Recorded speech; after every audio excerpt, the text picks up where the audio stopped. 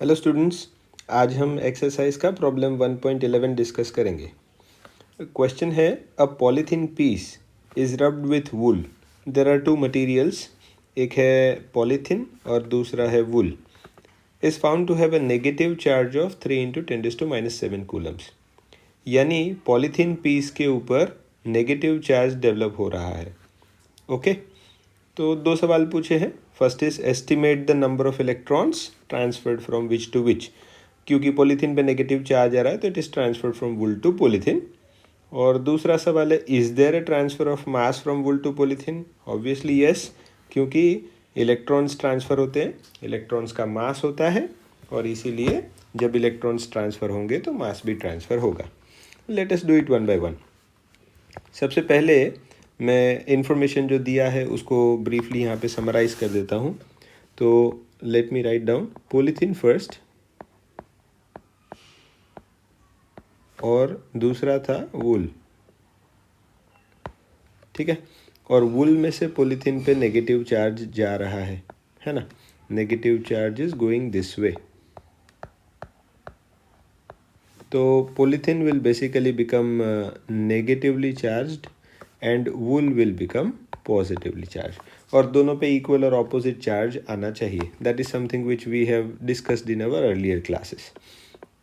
अब देखिए, what is the negative charge. Negative charge का वैल्यू कितना है, Q is equal to -3 × 10⁻⁷ Coulomb's.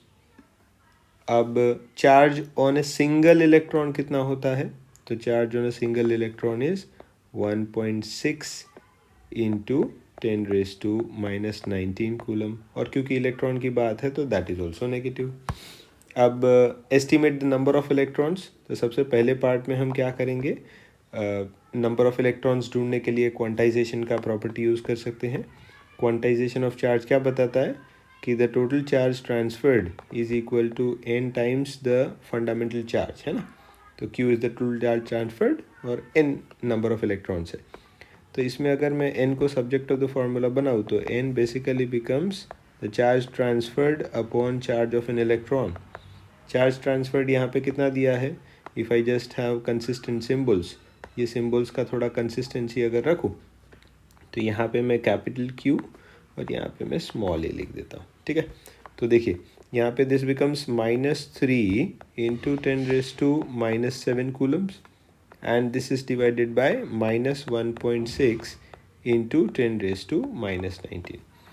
जब इसको सॉल्व करेंगे तो this gives us somewhere around 1.87 × 10⁻12। इसका कोई यूनिट नहीं होगा क्योंकि this basically represents the number of electrons that are transferred. तो let me summarise, number of electrons that are transferred is 1.87 × 10⁻12। Okay, ये हमारे पहले पार्ट का रिजल्ट है। This is result to the first part. All right, चलिए तो let us proceed to the second part. Is there a transfer of mass. जैसा मैंने बताया कि yes there is a transfer of mass. Part B के लिए हम क्या करेंगे, पार्ट बी के लिए हम पहले लिख देंगे what is the mass of one electron. तो mass of one electron data will be given to you in the question. It should be 9.1 × 10⁻31 kg. This is mass of one electron. What are the number of electrons transferred, हमने part A में calculate किया है 1.87 × 10⁻12 electrons transfer हुए।